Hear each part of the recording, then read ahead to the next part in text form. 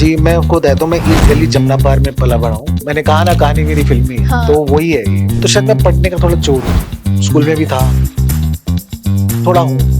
पर sir script तो पढ़ने के लिए ही मिलती अब है। लेकिन हाँ, जैसे होता है ना कि जिंदगी में आपके खराब साल जो होते हैं, वो वैसा वाला पीरियड था। और मतलब आपको लग रहा है कि आप धस रहे हो और आप निकलोगे कैसे। मैं बीमार हो गया था, मुझे एक्चुअली टीबी हो गई थी। काम मुझे दिख रहा था कि सब बंद हो रहा है, रास्ते बंद होते जा रहे हैं और चीज़ें बदलती जा रही हैं। मैं काम कर रहा था बाथ फिटिंग्स का, तो वो काम एक टाइम आया जब बिल्कुल बंद हो गया, मुझे लॉस हो गया, मेरे पास पैसे नहीं आ रहे थे। तो उसने तभी बोला कि तुम ट्राई करो, अगर कर सकते हो तो मैंने कहा नहीं यार, कैसे होगा, मतलब अब किसी को जानता नहीं, मैं जीरो पे हूँ। एक फिल्म के लिए मुझे ऑफर आया वायरफ से, सुई धाग। तो जब मुझे कॉल आया तो आई थॉट कि अभी ये बंदा ना मुझसे पैसे मांगेगा। मतलब होता है कि आपका बचपन का सपना होता है कि आप सदी के महानायक के साथ बैठ के आपने सीन कर लिया और क्या कमाल कमाल काम कर दिया आपने। राजन डी के सर ने कहा कि हमारा जो ये कैरेक्टर जो तुम प्ले कर रहे हो, ये शाहिद पे भारी है। मतलब जो शाहिद का कैरेक्टर, मतलब उसको चींटी की तरह मसल सकते। OTT पे वेब सीरीज आई है पंचायत। आपने सीजन 1 से लेके और 2, 3 सब में ऑडिशन दिया, लेकिन सिलेक्शन नहीं हो पाया। फिर फाइनली 4 में सिलेक्शन हो गया। तो मैं तो शिद्दत से अपना ऑडिशन दे रहा था, और वही पहले में भी वैसे दिया, दूसरे में भी, तीसरे में भी, हाँ चौथे में भी दिया, पर इस बार मेरा नंबर लग गया। तो स्ट्रगल तो रहा है, लेकिन जब आपकी डेस्टिनी होती है तो वहाँ आपको कोई नहीं रोक सकता।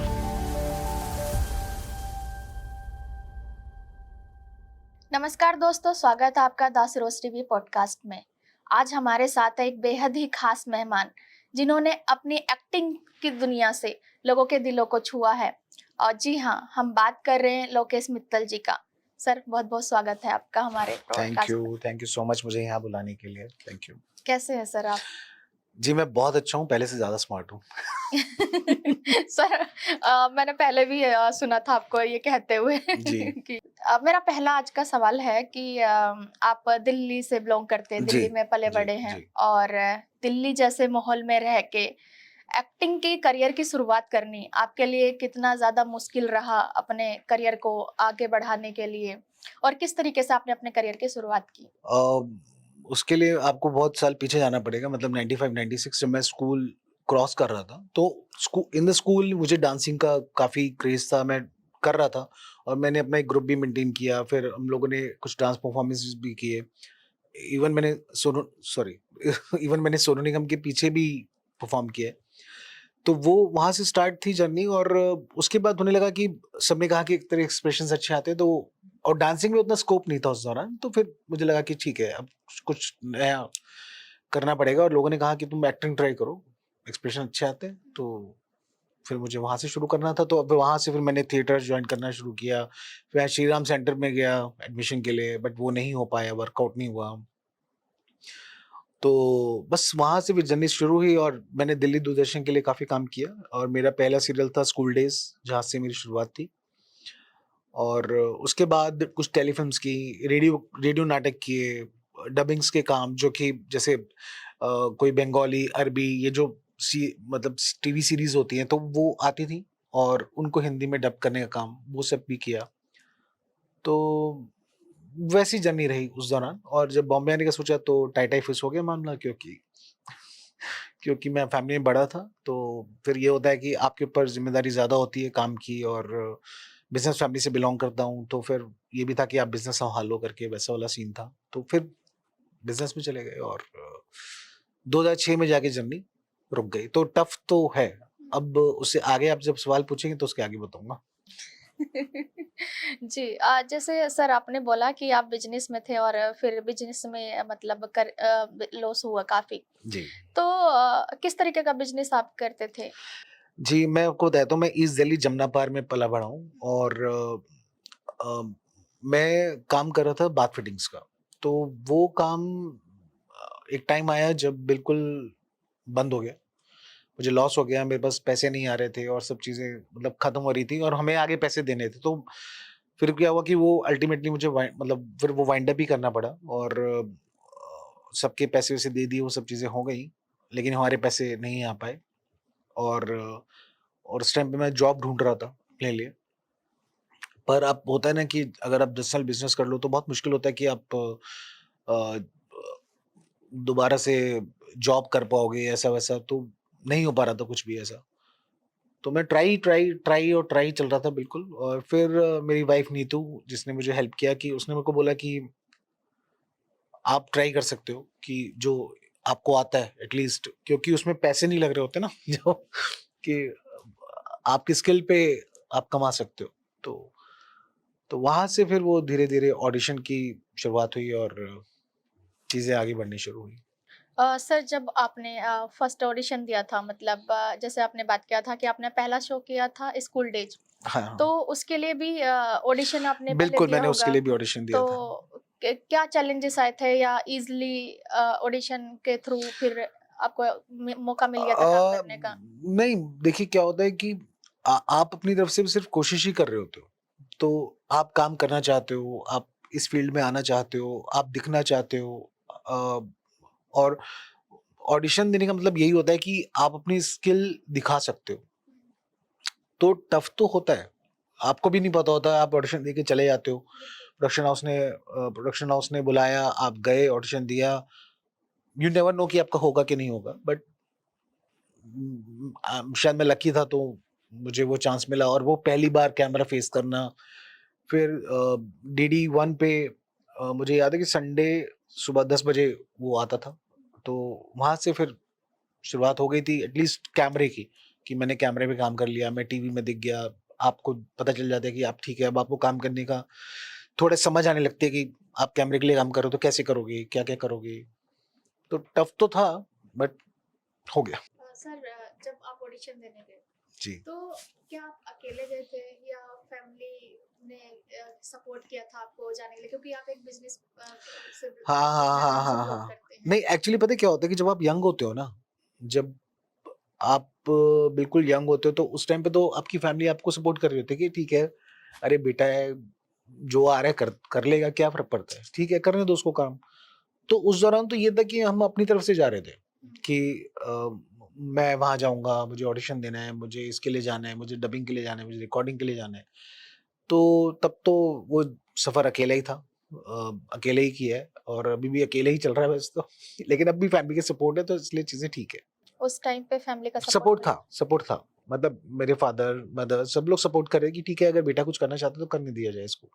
लेकिन वो गैप बहुत लंबा हो गया, आई थिंक 6-7 साल निकल गए थे। तो फिर वो होता है ना कि आप बड़े हो और इन चीजों से काम नहीं चलेगा उतना, और उस टाइम पे उतना काम हो भी नहीं रहा था, तो बॉम्बे जाने का भी कोई चांस नहीं था मेरा।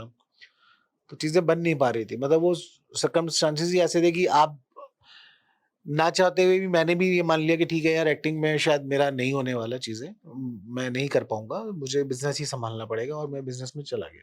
ऐसा हो गया। सर आपने जिक्र किया था जॉब का, कि आपने मतलब जॉब का ट्राई किया, तो क्या आपको जॉब मिला नहीं था या या मतलब आपका पहले से ही था कि मिलेगी मिलेगी जॉब, नहीं तो फिर एक्टिंग में तो जाना ही है, या पहले से ही डिसाइडेड था ये? नहीं, बिल्कुल भी ऐसा नहीं था। मैं एक्चुअली में काम ढूंढ रहा था। और मुझे एक छोटा सा इंसिडेंट याद है कि अ, एक जगह हम लोग बात करने भी गए थे कि मतलब मैं और मेरी वाइफ थे। तो कुछ पैसों के लिए बात हुई कि 25-30 हज़ार रुपये महीना, शायद कुछ ऐसा था कि शायद मिल जाएगा मुझे। तो ऐसे ही मैंने अपनी वाइफ को बाद में बोला कि मजाक में ऐसे ही बोल दिया, मैंने कहा यार अगर मैं एक्टिंग कर रहा होता तो इतने पैसे तो मैं एक दिन के लिए लेता, तो पूरा महीना लगाने की मुझे क्या जरूरत है। मैंने ऐसे ही बोल दिया। तो उसने तभी बोला कि तुम ट्राई करो, अगर कर सकते हो तो मैंने कहा नहीं यार, कैसे होगा, मतलब अब किसी को जानता नहीं, मैं जीरो पे हूँ। मैं एक इंसान को नहीं जानता वहां पे कि मुझे कहाँ जाना है, किससे मिलना है, किसको मैं ऑडिशन दूंगा। क्योंकि 10 साल आप पीछे आ चुके हो, मतलब अब 10 साल आपकी गुजर गए लाइफ के, अब 10 साल बाद आप सोच रहे हो वापस से स्टार्ट करने के लिए, तो बड़ा मुश्किल था वो चीज। पर वो उसने बोल दिया। और फिर और शी इज MBA फाइनेंस से, तो उसको भी लगा कि ठीक है यार, मैं भी जॉब कर सकती हूँ, लाइक वैसा उसने भी स्टार्ट किया जॉब साथ साथ। और बच्चे थोड़े बड़े हो गए थे तो घर पे मॉम है, संभाल सकती थी, वो सब चीजें थी। तो वहां से फिर शुरुआत हुई। और मुझे लगता है अगर जॉब मिल जाती मैं कर नहीं पाता मैं छोड़ देता। अगर क्योंकि मिल भी आपका जाती, एक्टिंग अगर का हो भी जाता तो शायद मैं नहीं कर पाता। मुश्किल था मेरे लिए। जॉब करना बहुत मुश्किल था क्योंकि 10 साल आप बिज़नेस कर चुके हो, तो जॉब तो आई थिंक नहीं कर सकते हो, बहुत मुश्किल होता है। बहुत ही मजबूरी होती तो शायद करना ही पड़ता, अगर एक्टिंग की तरफ नहीं जाता और ये चीज़ें नहीं होती, थोड़ा-थोड़ा बढ़ते नहीं आगे, तो मुश्किल तो होती। पर शायद डेस्टिनी में था तो हो गया। तो सर स्कूल डेज का कैसा एक्सपीरियंस था आपका? स्कूल डेज़ के टाइम पे तो बहुत ही अच्छा था क्योंकि जब आप बहुत यंग होते हो, आप बिल्कुल आपके अंदर एंथू इतना होता है काम करने का कि अरे ठीक है यार, हम कैमरे पे आएँगे, हम टीवी में आएँगे, हम काम करेंगे, बड़ा अच्छा लगेगा, पैसे भी मिलेंगे। तो वो एक्सपीरियंस तो बहुत कमाल का था, तो अच्छा ही रहा है। उसमें से आज भी मतलब 1-2 लोग हैं जिनसे अभी कुछ टाइम पहले मेरी मुलाकात हुई है और वैसी दोस्ती भी रही है। सर जैसे आपने मतलब अपनी वाइफ का बहुत बार जिक्र किया है कि आपकी वाइफ बहुत बड़ी सपोर्टर थी आपकी लाइफ में और जी, हैं। जी। और सर तो फिर आपके करियर में मतलब आपकी वाइफ ने आपको कैसे सपोर्ट किया और किस तरीके से प्रेरित किया कि आपको एक्टिंग के करियर में ट्राई करना देखिए, चाहिए? मुझे लगता है कि अगर आपका पार्टनर इतना सपोर्टिव हो तो आप आगे बढ़ सकते हो। तो मुझे लगता है कि अगर उसने सपोर्ट नहीं किया होता, अब मैं ऐसे मान के चलता हूँ, अगर नहीं किया होता तो मैं शायद अभी भी जॉब ही कर रहा होता या मैं कोई छोटा-मोटा कोई बिज़नेस स्टार्ट करने का सोच लेता, मैं कुछ करता उस तरीके से। क्योंकि हर्डल्स उस टाइम पे भी थी। जब आप शुरू करते हो तो आप एक दिन में तो काम नहीं मिल जाएगा आपको क्योंकि वो स्ट्रगलिंग पीरियड है, जहाँ आप किसी को जानते नहीं हो। तो वो ज़ीरो से स्टार्ट करना और धीरे-धीरे, धीरे-धीरे शुरू करना, फिर धीरे-धीरे कुछ जब पैसे आने लगे काम से, तो फिर लगा कि अब आप जा सकते हो और कर सकते हो। तो वाइफ़ भी जॉब कर रही थी और ऐसा भी नहीं था कि मुझे घर की या गाड़ी की प्रॉब्लम थी, वो चीज़ें नहीं थी बिकॉज़ मेरे फादर का बिज़नेस चल रहा था।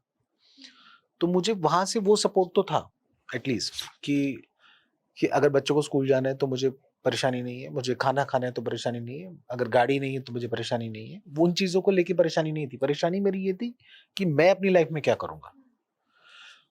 वो सबसे बड़ा पॉइंट था मेरे लिए और वो भी ऐज के ऐसे पड़ाव पे जहाँ पे आप सोचते हो कि भैया अब तो 10 साल बाद तो आप रिटायर हो जाओगे। तो और मुश्किल चीज़ें थी।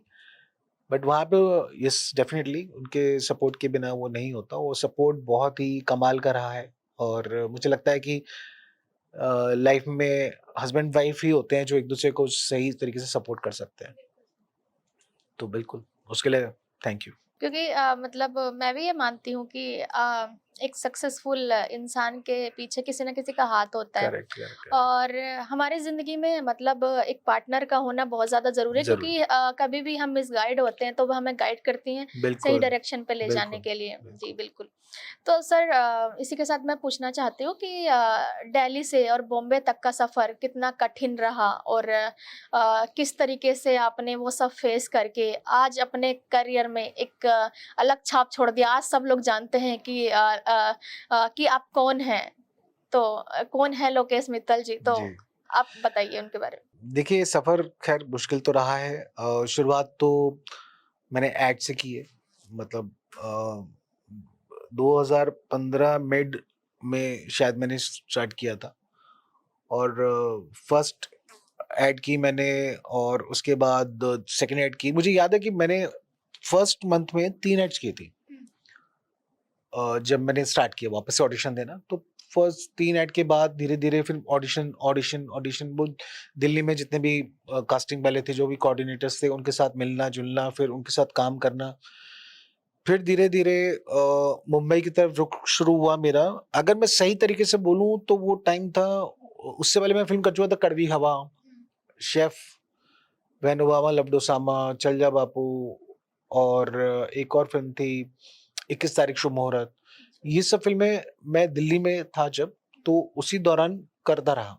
मतलब हो गई, चांस की बात है, आप ऑडिशन दे रहे हो और इन द मीन टाइम मैंने यूट्यूब के लिए बहुत काम किया। स्कूप वूप और टीवीएफ का एक चैनल होता था दिल्ली में टाइमलाइनर्स करके। टाइमलाइनर्स के साथ काम किया, स्कूप वूप के साथ काम किया, एक और विप्रा डायलॉग्स करके था एक, उनके साथ काम किया। तो धीरे-धीरे काम की शुरुआत हुई और वो मैं करता रहा, ये सब चल ही रहा था। एक फिल्म के लिए मुझे ऑफर आया वायरफ से, सुई धागा, जो वरुण धवन अनुष्का शर्मा वाली फिल्म है। तो इवन मतलब आप कहोगे कि ये जैसे मैं बोलता हूँ मेरी कहानी थोड़ी फिल्मी है, तो वो ये भी फिल्मी है कि जब मुझे ऑडिशन उसके लिए आया था, जब मुझे कॉल आया था फर्स्ट टाइम, मैं दिल्ली में था, अपने घर में ही था। तो जब मुझे कॉल आया तो आई थॉट कि अभी ये बंदा ना मुझसे पैसे मांगेगा।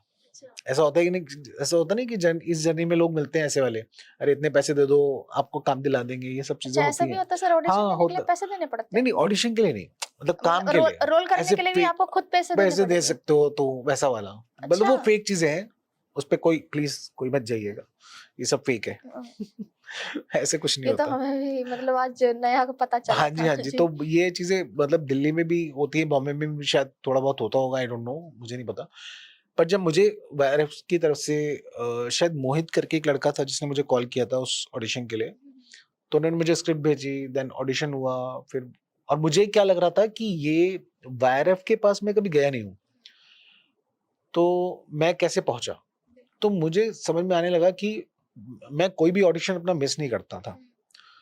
तो होपफुली कुछ ऐसा रहा होगा कि कोई ऑडिशन उनके पास पहुंचा, उस कैरेक्टर के लिए उन्होंने अप्रोच किया और उन्होंने उसके लिए मुझसे ऑडिशन मंगाया। और मैं ऐसा सोच रहा था कि मैं कभी वायरफ के पास गया नहीं, तो वायरफ मुझसे ऑडिशन क्यों मंगाएगा। बट वो हुआ, मैंने ऑडिशन बनाया, चीजें बन गई, मैंने फिल्म भी कर ली। बट उस फिल्म की अच्छी बात ये रही कि उस फिल्म से मुंबई से कॉल आनी मुझे शुरू हो गई, जो मुझे पहले कभी नहीं आती थी।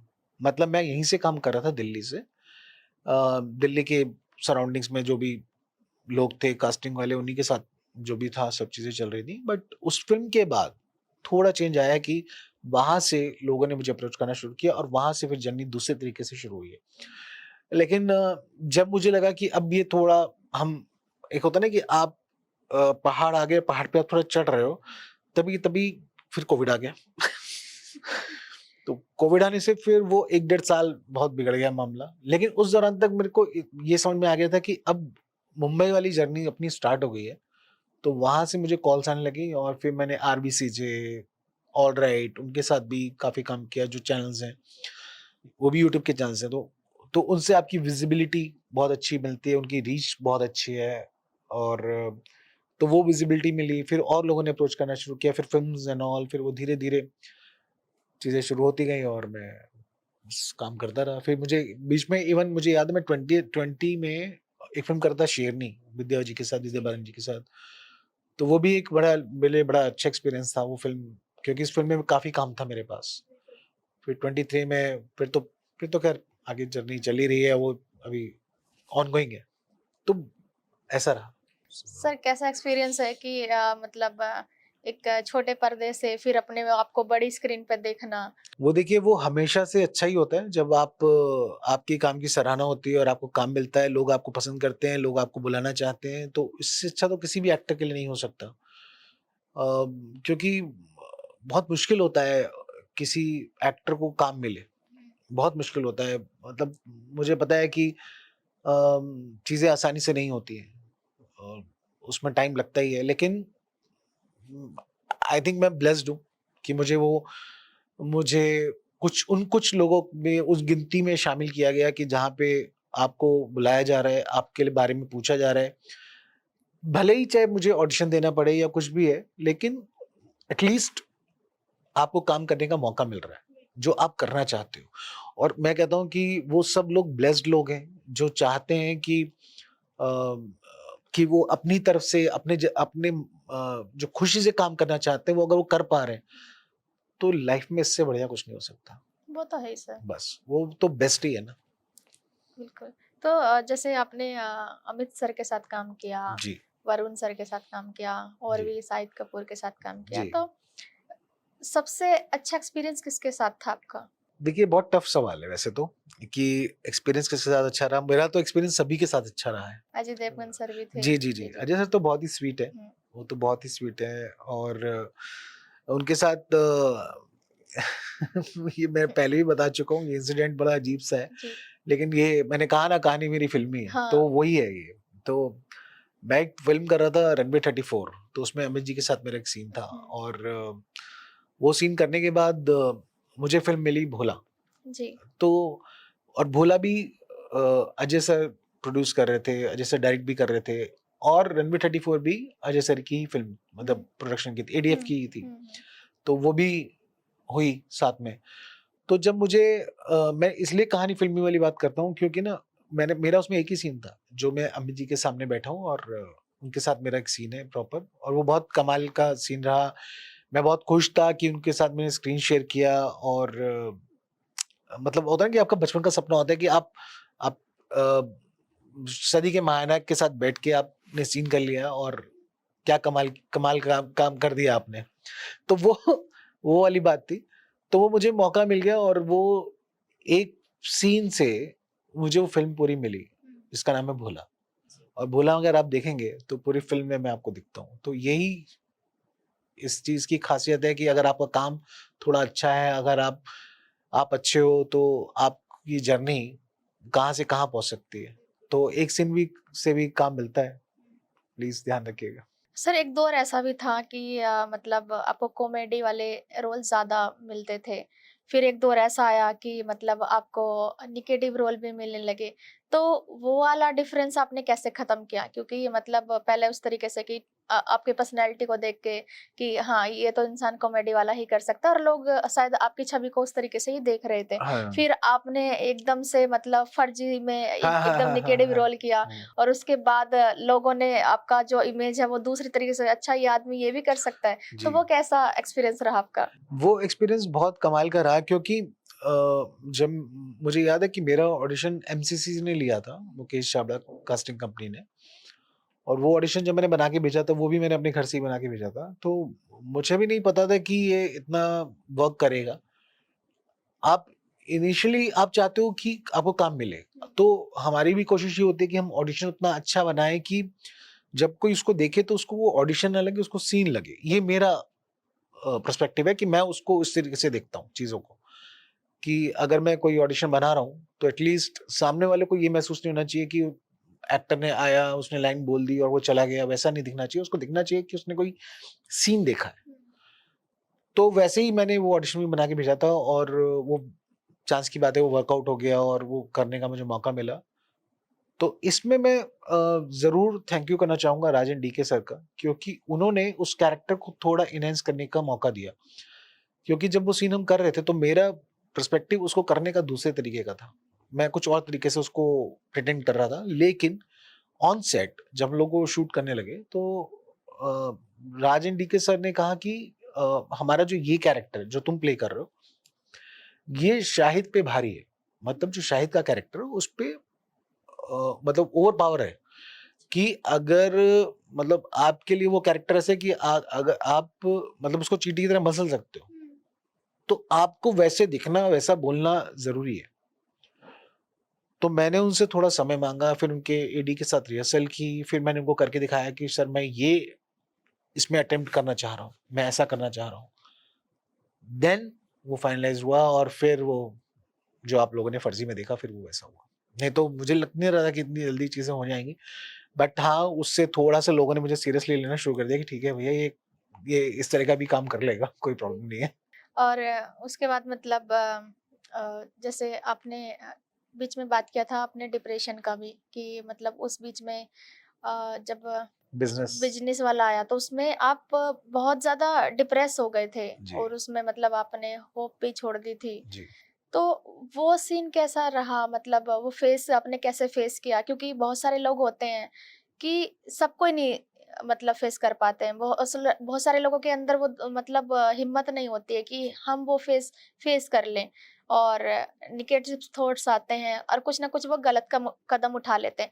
तो इसमें आपने अपने आप को कैसे काम रखा? देखिए, मुझे ये लग रहा है कि वो फेज मेरे लिए बहुत मुश्किल था। मुझे 13-14 की बात होगी। मतलब काम मुझे दिख रहा था कि सब बंद हो रहा है, रास्ते बंद होते जा रहे हैं और चीज़ें बदलती जा रही हैं, और मैं बीमार हो गया था, मुझे एक्चुअली टीबी हो गई थी। और वो 1 डेढ़ साल बहुत ही, जैसे होता है ना कि ज़िंदगी में आपके खराब साल जो होते हैं, वो वैसा वाला पीरियड था। और आप सोच रहे हो कि अब इससे निकलेंगे कैसे? मतलब आपको लग रहा है कि आप धस रहे हो और आप निकलोगे कैसे, जो आपने पूछा, जो अब आपने कहा कि गलत सवाल और सही सवाल, तो मुझे लगता है कि उसमें फैमिली के बिना ये चीज़ नहीं हो सकती थी। मतलब मेरी मॉम, मेरे डैड, मेरी वाइफ, बच्चे, ब्रदर, सिस्टर, तो मुझे लगता है कि सबका सपोर्ट था। तो अगर वो लोग उस वक़्त सपोर्ट नहीं कर रहे होते तो चीज़ें उतनी शायद ठीक ना होती, मैं शायद यहाँ भी ना बैठा होता, पता नहीं क्या ही होता। आई डोंट नो, उसके लिए मैं नहीं कह सकता। बट मैं अल्टीमेटली थोड़ा पॉजिटिव रहा हूँ शुरू से। मेरी नेचर में है कि मैं पॉजिटिवली सोचता हूँ, पॉजिटिवली देखता हूँ चीज़ों को।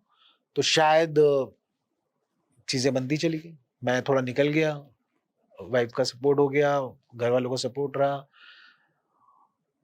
और अब निकल गए। बिल्कुल सर, वैसे मेरा कोई इंटेंस नहीं था, बस ये था कि लोगों को पॉजिटिविटी के साथ मतलब आपके स्ट्रगल भी पता होने चाहिए कि आपने ये सब भी फेस किया है, इसलिए जी। क्योंकि हाँ, मतलब ये मैंने शायद ये बात मुझे याद है, शायद मैंने पहले कभी कहीं नहीं की है। जी, इस बारे में मैंने कहीं बात नहीं की बिल्कुल है। सर। जी। तो इसलिए कि क्योंकि सबको लगता है कि एक्टिंग लाइन में आना बहुत ज़्यादा आसान होता है। नहीं, बिल्कुल भी नहीं है। तो इसलिए कि मतलब बहुत सारी चीज़ों को आप फेस करके तब आगे जाते हो, तब आपको एक मतलब सक्सेसफुलनेस जीवन में मिलती है। जी, तो सर जैसे आपने रनवे 34 में काम किया है, जी, अमित सर भी थे उधर, जी। तो उनके साथ कैसा एक्सपीरियंस रहा? हाँ, ये सवाल आप पहले भी पूछ रहे थे, आपने हाँ, कौन मैंने से एक्टर के साथ आपको सब कैसा जी। रहा? तो ये मुझे लगता है कि देखिए अमित जी के साथ तो मतलब उनका ऑरा ही इतना अच्छा है और वो रिहर्सल्स करते हैं, बात करते हैं, तो उससे उससे क्या होता है कि आप भी थोड़े मतलब काम और वो हो जाते हैं, सपोर्टिव हो जाते हो। नहीं तो उससे पहले मुझे भी थोड़ी-सी ऐसा होता है ना कि घबराहट होती है कि अरे! उनके साथ मेरा सीन है, मैं कोई लाइन ना भूल जाऊँ, मुझसे कोई गलती ना हो जाए, वो चीज़ें ना हो जाएँ। लेकिन जब वो उनके सर के साथ अच्छी चीज़ ये है कि वो रिहर्सल्स करते हैं अपने सीन की और वो शायद आपके काम आ जाती है। तो बस शायद मेरे साथ भी वो रहा, तो उनके साथ एक्सपीरियंस तो बहुत कमाल का था वो तो मैं आपको शायद मैं ज़बान से ब बता नहीं पाऊँगा। लेकिन उसके साथ से जितने भी मुझे अभी तक जितने लोगों के साथ काम किया है, जितने भी अच्छे एक्टर्स के साथ मैंने काम किया है, वो सभी अच्छे रहे हैं। और मतलब मुझे तो कभी ये महसूस नहीं हुआ कि अगर आप क्या 2 सीन के लिए आए हो, आप 5 सीन के लिए आए हो या 10 सीन के लिए आए हो, तो वहाँ आपको कोई सपोर्ट नहीं कर रहा या उस तरह से देखा जा रहा है कि ठीक है ना, ये कर लेगा तो कर लेगा, नहीं करेगा नहीं करेगा, वैसा नहीं है। मतलब वो आपको भी सपोर्ट कर रहे होते हैं कि कि आप ऐसा ट्राई करो सीन में, कुछ और अलग लेकर आ सकते हो क्या? या कुछ और हम रिस्क कर सकते हैं क्या? तो वो सपोर्ट जब मिलता है ना, तो आप काम करते हो और वो फिर दिखता है। तो सर मैं मतलब आपसे जानना चाहती हूँ कि वो मूवमेंट कैसा रहा होगा कि अमित सर के साइन पूरी दुनिया लेती है और आप अमित सर आपसे साइन लेने आए उस हाँ, मूवी हाँ, में, हाँ। तो आपके लिए कैसा वो मूवमेंट था? मोमेंट तो खैर बहुत ही बढ़िया था। मेरे को तो ना फ्लैशेज़ आ रहे थे उनकी फ़िल्मों के कि इतनी सारी फ़िल्में हैं उनकी, है ना? जैसे नटवरलाल, नसीब, मर्द, शराबी और बहुत सारी पिक्चर्स हैं उनकी और वो सब ना जब आप उनके सामने बैठते हो तो वो फ़िल्में मुझे दिखने लग जाती हैं। वो ऐसा था मेरे साथ तो। लेकिन एक बार जब हम सीन स्टार्ट हुआ, रिहर्सल स्टार्ट हुई, 4-5 बार रिहर्सल हो गई तो थोड़ा आप रिलैक्स हो गए, ठीक है भैया अब सीन कर लो, कोई दिक्कत नहीं है, अब हो जाएगा। नहीं तो उससे पहले तो एक एक होता है ना एंग्जायटी, डर और वो सब साथ में रहा। लेकिन उनका बहुत कमाल का वो है, मतलब मैं आपको पहले ही बोल चुका हूँ कि मैं आपको बता नहीं सकता। लेकिन हाँ, ये मैं कह सकता हूँ कि मुझे बड़ी खुशी थी कि जमुना पार का एक ऐसा लड़का जो गलियों में पला-बढ़ा है। मैं जमुना पार में बात कर रहा हूँ शाहदरा की, जहाँ पे मेरी पैदाइश है। तो मतलब मैं वहाँ से निकल के अमित जी के साथ काम कर पाया, मतलब मेरे लिए तो बहुत बड़ी बात है। आई एम ब्लेस्ड, मैं तो ये समझता हूँ। क्या आपने पहले से ही अपने आप को प्रिपेयर करके रखा था उस सीन के लिए? नहीं, ऐसा नहीं था, उसके लिए भी ऑडिशन हुआ था अच्छा। और जब ऑडिशन हुआ था तो मुझे कहा नहीं गया था मेरा अमित जी के साथ सीन है, मुझे बाद में बताया गया। अच्छा। और जब मुझे बताया गया तो मैंने उनसे सिर्फ ये कहा था कि हाँ, मैंने उनसे ये कहा था कि आपने मुझसे एक सीन के लिए ऑडिशन मंगा लिया, ऐसा क्यों किया आपने? कुछ और बताते, कुछ अच्छा करते हम लोग। देन दे सेड कि नहीं नहीं सर आप लॉक हो और वो सीन तो अम्मी जी के साथ है। I am shocked. मैंने कहा तो पहले बताना था ना ये भाई, उनके साथ मैं क्या एक सीन, क्या अगर 2 लाइन भी बोलनी होगी तो मैं कर लेता। वो मोमेंट पे आप समझते हो कि आप समझ सकते हो कि मैं किस तरीके से उसको सोच रहा हूं मैं, कि उनके साथ वो काम करने का मौका मिला और वो कमाल है। और एक बार नहीं 2 बार उनके साथ मैंने एक ऐड भी की है। सर जैसे मैंने पढ़ा था कि मतलब आपके बायो में कि आपने 6 साल तक थिएटर भी किया, जी तो उस थिएटर का मतलब फिल्म इंडस्ट्री में क्या लाभ मिला? देखिए, अगर मैंने वो नहीं किया होता तो मुझे लग रहा है मैं शायद आज बात भी नहीं कर पाता। मैं सच बता रहा हूँ आपको, क्योंकि मैं थिएटर में ना आपको, मुझे लगता है कि दुनिया में जितने लोगों ने को थिएटर तो करना चाहिए। उससे क्या होगा कि आप जमीन से जुड़े रहते हो, थोड़े से जमीन से जुड़ते हो, क्योंकि थिएटर अगर आप देखोगे ना तो कभी भी कुर्सी पे बैठ के नहीं होता, वो हमेशा जमीन पे बैठ के होता है। और इसकी वजह यही है कि लोग आप जमीन से जुड़े हैं, तो वहां से आपको सीखने का मौका मिलता है। दूसरा, फिर जो वो एक्सपीरियंस है, जो कैरेक्टर्स आपने प्ले किए होते हैं, जो इतने टाइम लगा लगा के आप रिहर्सल्स करके प्ले करते हो, उसमें जो उसका जो वर्किंग है, पूरा थॉट है, वर्किंग है, लर्निंग है उसकी, वो आपकी फिल्मों में काम आती है, आपकी सीरीज में काम आती है। आपको समझ में आता है कि कौन से कैरेक्टर को मुझे कैसे प्ले करना है। लेकिन यहाँ पे मैं एक बात कहना चाहता हूँ कि बहुत लोग ना ये भी समझते हैं कि थिएटर एक्टिंग अलग होती है और कैमरा एक्टिंग अलग होती है। ऐसा भी होता है, बहुत लोग को कहना है ये। मैं ये समझता हूँ कि एक्टिंग का पॉइंट ऑफ व्यू सेम ही होता है। आपके जेस्चर थोड़े अलग हो सकते हैं, बट आपके हाव भाव अलग नहीं हो सकते उससे। जेस्चर इसलिए कह रहा हूँ क्योंकि थिएटर में थोड़ा हम चीजों, मतलब हमें क्या होता है कि माइक तो यूज नहीं कर रहे होते हैं हम लोग, दूर की ऑडियंस तक हमारा जो वॉइस, जो हमारा डायलॉग है वो वहां तक उन तक पहुंच जाए, तो उस पिच पे हम बात कर रहे होते हैं। लेकिन उसका इंटेंस, उसका सीन का जिस तरह का सेंस है वो वैसा ही रहता है, चाहे हम कैमरे के लिए करो तब भी, तो वो चेंज नहीं हो रहा है। तो इस बात को मतलब जो और लोग हैं वो इस शायद कनेक्ट कर पाएंगे, इस बात को समझ पाएंगे। सर जैसे कि आप वॉइस आर्टिस्ट भी हैं और आपने अ, तेनालीरामा में हाँ, अभी तेनालीरामा भी चल रहा है, वो अभी भी जी चल रहा है तो वो। और वो आई थिंक मुझे लगा कि अभी वो लोगों को समझ पता चला है बहुत जल्दी, क्योंकि अभी जिनके साथ मैं वो कर रहा हूँ फंगामा टीवी, उनके साथ मुझे करते हुए बहुत साल हो गए वैसे तो। लेकिन हुआ ये कि अब अभी एक नया ट्रेंड शुरू है ना, रील्स वाला।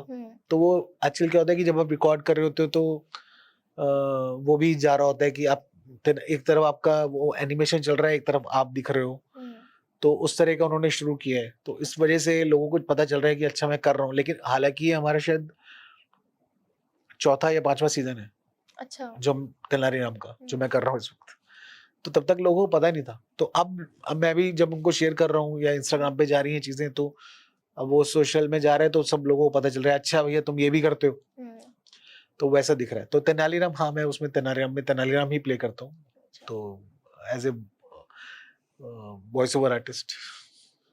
सर आपने शेरनी और सुई धागा महिला प्रधान फिल्मों में काम किया है, तो आपको क्या लगता है कि मतलब बॉलीवुड में जो है मतलब ये दृष्टिकोण बदला है, और अब क्या मतलब जेंडर इक्वालिटी और फेमिनिज्म को लेके अलग तरीके से फिल्में बनाई जा रही हैं? अगर मैं कहूँ हाँ तो बिल्कुल हाँ है, क्योंकि पहले क्या होता था कि ना, पहले मेल डोमिनेटिंग चीजों को देखा जाता था कि यानी कि अगर हीरो है तो फिल्में चलेंगी, और अगर फिल्म की हीरो कोई हीरोइन है यानी कि फीमेल, तो फिल्म नहीं चलेगी। पहले ऐसे माना जाता था, लेकिन मुझे लगता है कि अब ये चीजें बदल गई है। अब थोड़ा सा चीजों में चेंज आया है, लोग देखना चाहते हैं, लोग देखना चाहते हैं वुमेन सेंट्रिक कैरेक्टर्स को भी, क्योंकि हमारे हमारे जो वर्ल्ड है इसमें बहुत सारे कैरेक्टर्स हैं।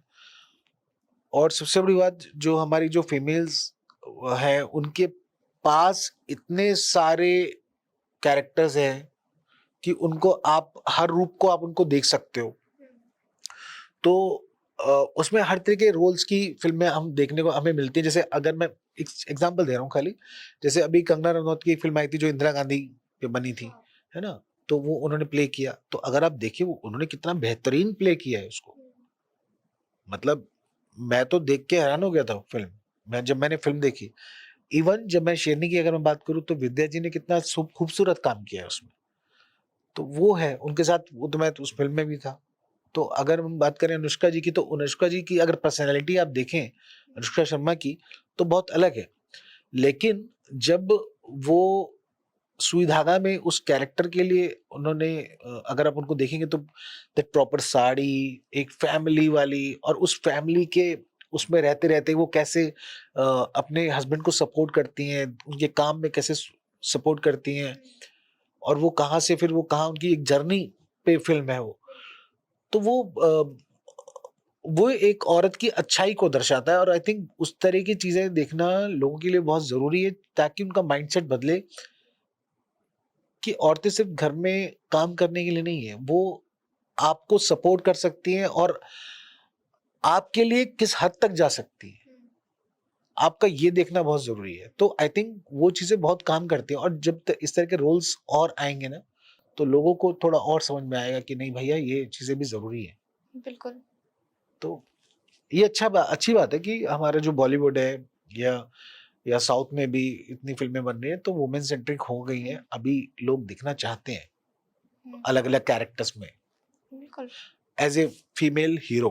बिल्कुल। पर सर आपको नहीं लगता कि मतलब जो हमारे मेल अभिनेता हैं जी। उनको भी फेमिनिज्म टॉपिक पे अपना भूमिका निभानी चाहिए?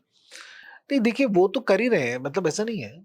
मुझे लगता है कि जहां जहां उनको मौका मिलेगा, सिर्फ क्या होता है ना कि देखिए, किसी के पास जब कहानी कोई आती है तो ही उस पर देखा जा सकता है कि वो उस तरह से उसमें कोई रोल निभा सकते हैं कि नहीं। उनको लगता है कि यार मेरे मतलब का कैरेक्टर है कि नहीं, मैं उसमें फिट होता हूँ या नहीं, तो ये डिपेंड करेगा।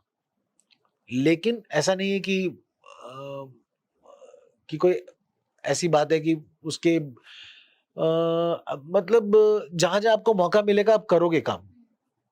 तो मुझे नहीं लगता कि ऐसा कुछ है कि मेल्स जो हमारे हीरो हैं या जो हमारे कैरेक्टर जो प्ले करते हैं जो लोग, वो ऐसा सोचते हैं कि अगर हमारी फिल्म की हीरो एक फीमेल है तो उससे कुछ फर्क पड़ता है। उससे कोई फर्क नहीं पड़ता, कोई फर्क नहीं पड़ता उससे। तो जहां जहां उनको मौका लगेगा, मतलब जहां जहां उनको इस तरह से स्क्रिप्ट जाएगी, लोग करेंगे, क्यों नहीं करेंगे काम। सर मैं आपसे जानना चाहती हूँ कि आपके लिए एक्टिंग में सफलता का मतलब क्या है? क्या जो आपको अवार्ड्स मिले हैं वो, या जनता का प्यार, या कुछ और?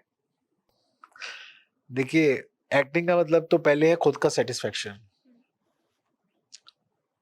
अगर मैं ये काम सिर्फ पैसे के लिए करता, अगर मैं ये काम सिर्फ शोहरत के लिए करता, नाम के लिए करता, तो गड़बड़ हो जाती। सिर्फ ये कारण नहीं हो सकता मेरे काम करने का। मेरे काम करने का कारण मेरा खुद का सेटिस्फेक्शन है सबसे पहले, कि मैं दिल से, मन से अपने काम को प्यार करता हूं, मैं करना चाहता हूं, इसलिए मैं कर रहा हूं। तो मेरे लिए वही मतलब है। उसके बाद चीजें बनती हैं, वो अलग बात है कि यानी कि जब आप खुद सेटिस्फाई हो गए, आपको आपको उससे अगर पैसा मिलता है, आपकी आपका मतलब लाइफ आगे चलती है, आपको नाम मिलता है, शोहरत मिलती है, अवार्ड मिलते हैं, जो भी मिलता है वो एक बिल्कुल अलग चीजें है। लेकिन अगर आपको सेटिस्फेक्शन नहीं है खुद के काम से, तब तक मजेदारी नहीं है। तो मेरे लिए तो वही है सबसे अच्छा रिवॉर्ड, वही है कि आप खुश होने चाहिए कि हाँ, आपको ये काम करने का मौका मिल रहा है, आप कर पा रहे हो। सर जब आप अकेले होते हो और शूटिंग से दूर, और आपके आसपास कोई नहीं होता है, और लाइमलाइट से दूर, तो उस टाइम पे आप क्या करते हैं जो किसी को नहीं पता? मैं बहुत सारी फिल्में देखता हूँ, और पुराने गाने सुनता हूँ, गजल सुनता हूँ, और अगर मैं आपको सच बताऊं, भजन सुनता हूँ। अच्छा। हाँ, मैं भजन बहुत सुनता हूँ। तो मतलब आपको सही बताऊं, मैं म्यूजिक जो है ना, वो मेरी लाइफ में मेडिटेशन का काम करता है। तो अगर मैं कुछ नहीं कर रहा हूँ, जैसे बहुत लोगों को होता है कि बहुत लोग किताबें पढ़ते हैं, तो शायद मैं पढ़ने का थोड़ा चोर हूँ, स्कूल में भी था, थोड़ा हूँ। पर सर स्क्रिप्ट तो पढ़ने के लिए ही मिलती होगी। लेकिन हाँ, अरे आपको मैं मजे की बात बताता हूँ, मेरी फैमिली वाले कई बार बोलते हैं कि भाई तू इतने लंबे लंबे डायलॉग्स कैसे याद करता है, 2 पेज के 1 पेज का कैसे कर लेता है। तो वो मुझे मेरा मजाक उड़ाते हैं कि अरे भैया तू अगर इतना एक्चुअली में तू सही में पढ़ लेता तो तुम कहाँ से कहाँ होते। बिल्कुल। मैं बहुत एवरेज स्टूडेंट रहा हूँ, तो वो उनको ये लगता है कि भैया तुम अगर स्क्रिप्ट याद कर सकते हो तो तुम तो पढ़ भी सकते थे, इसका मतलब पढ़ के याद करके पेपर देते तो नंबर अच्छे आते ना तुम्हारे। तो जब तुम स्क्रिप्ट याद कर सकते हो तो ये क्यों नहीं कर सकते। बिल्कुल। पर अब उनको ये बताना बड़ा मुश्किल है कि देखिए ये मेरा पसंद का काम है, मैं कर पा रहा हूँ, वो मेरी पसंद का काम नहीं था, मैं नहीं कर रहा। तो ये है, ठीक है, अब जो है सो है, कोई बात नहीं। जैसे हम फीमेल्स होती हैं तो हम लोग किसी ना किसी जरिए से अपने भाव को बयां कर देते हैं, चाहे हम खाना बना रहे हो तो हमने बर्तन फेंक दिए, या हमने गुस्सा कर दिया, मतलब तो टीवी बंद कर दिया, टीवी चल रहा है, या रो दिया किसी के सामने, चिल्ला दिया, कुछ भी कहे हमने एक्सप्रेस कर दिया। लेकिन लड़के नहीं कर पाते हैं। तो फिर सर मतलब किस तरीके से आप मतलब अपने आंसू को कंट्रोल करते हैं, या आप किस कोई ऐसा व्यक्ति आपके जीवन में कि आपने उसके सामने जाके रो दिया हो, या मतलब बहुत बार ऐसा होता है कि परिवार है लेकिन आंसू नहीं दिखाने तो वॉशरूम में जाके रो रहे हैं, तो सर आप कैसे मतलब कंट्रोल करते हैं? अ, मैं सच बताऊं तो अ, मतलब बहुत बार मेरे साथ ऐसा हुआ है कि जब जब मैं स्ट्रगल कर रहा था और मेरे पास काम होता है ना कि आपके पास बस आप सोच रहे हो कि ये कैसे भी करके काम आता रहे, आप काम करते रहो, तो उस दौरान ऐसा होता था कि रात को सोच रहे हैं, नींद नहीं आ रही, आपको समझ नहीं आ रहा, आप मोबाइल भी नहीं देख रहे हो, आप कुछ भी नहीं कर रहे हो, लेकिन आपके माइंड में सिर्फ थॉट्स आ रही हैं, और वो थॉट्स इसी तरीके की होती हैं कि अब लाइफ में आगे क्या, नेक्स्ट क्या होगा, अब अगला क्या करोगे, आगे कैसे चलेगी लाइफ में, आगे क्या होगा, काम मिलेगा नहीं मिलेगा। मतलब जो हमारी ये जो एक्टिंग वाली फील्ड है, इसमें सर्टेन चीजें नहीं है, अनसर्टेन है। तो उसको लेके मैं बहुत बार रोया हूँ, अगर मैं सही बताऊं कि अ, बहुत बहुत दिन हो गए, 10 दिन हो गए, 12 दिन हो गए, तो अब आप कुछ नहीं कर रहे हो, तो वो आपके साथ वो नेगेटिव चीजें आने लगती हैं अ, कि क्या होगा, मेरी लाइफ कैसे चलेगी, मुझे काम नहीं मिला तो क्या होगा, मैं क्या करूंगा, मुझे कुछ और नहीं आता, सिर्फ यही करते हो आप। तो वो कहीं ना कहीं आपको रोने पे मजबूर कर देती है। तो हाँ बिल्कुल, काम के लिए बहुत बार रोया हूँ, और जब जब रोया हूँ मेरी बीवी ने मुझे संभाला है, बस ये है। आप जीवन में ब्लेस हो कि आपके जीवन में एक इतना अच्छा पार्टनर है जी जो आपका सपोर्टर, तो जी वो जी जी, सब बिल्कुल कुछ। बिल्कुल बिल्कुल, उसमें तो कोई दो राय नहीं है, बिल्कुल। उनके बिना तो मेरी गति नहीं है, ये बात तो फैक्ट है। बिल्कुल सर। सर मैं आपसे जानना चाहूँ कि आपके लिए वह परफेक्ट दिन कौन-सा होगा जिसमें आपकी एक्टिंग भी हो, आपके परिवार भी हो और आपके शौक भी शामिल हों? परफेक्ट दिन कौन सा होगा? हुँ। परफेक्ट दिन, मुझे लगता है कि मेरे लिए परफेक्ट दिन होगा जब मेरी फैमिली एक फंक्शन में मेरे सामने हो, हुँ।